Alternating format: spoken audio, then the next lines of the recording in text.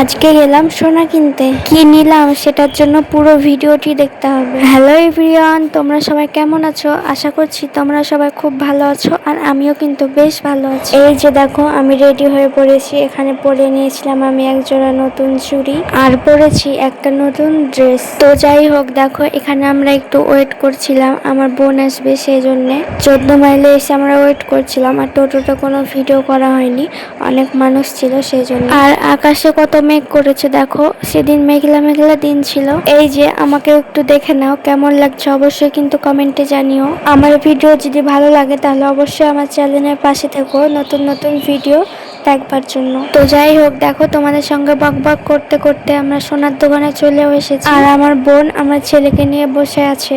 আর এদিকে দেখো কত নেকলেসের ডিজাইন রয়েছে, তো আমি কি নিলাম সেটা তো জানাবোই, অপেক্ষা করো। আর এদিকে মা কথা বলে নিচ্ছে সোনার কেমন কি দাম। তো সোনার এতটাই দাম যে আকাশ ছোঁয়া ব্যাপার।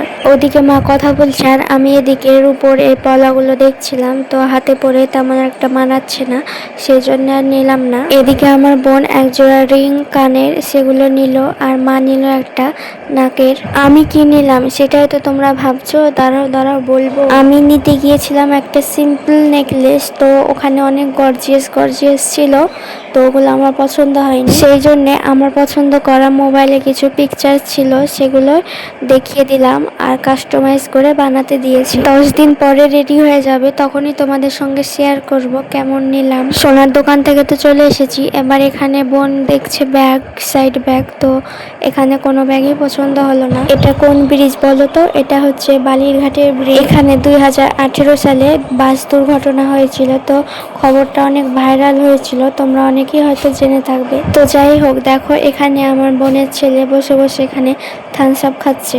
আমাদের বাড়ি আসতে প্রায় সন্ধ্যায় লেগে গেছে, তো এখানে আমরা বাড়ি চলে যাচ্ছি, প্রায় চলে এসেছি। আর জানো তো, আমার ছেলেটা না কোথাও গেলে একটুও কিন্তু কান্না করে না, এটা ওর ভালো একটা গুণ বলতে হবে। এই যে দেখো, ও ঘুম গিয়েছিল, তারপরে এসে দোলনায় শুইয়ে দিয়েছি, আর কেমন পুটুর পুটুর করে তাকাচ্ছে দেখো, আর কত সুন্দর খেলা করছে।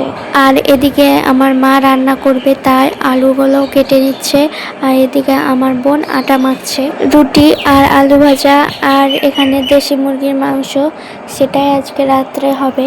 আর এদিকে মা পেঁয়াজ কেটে নিচ্ছে, ওদিকে তো আলু ভাজা রুটি সবই হয়ে গেছে।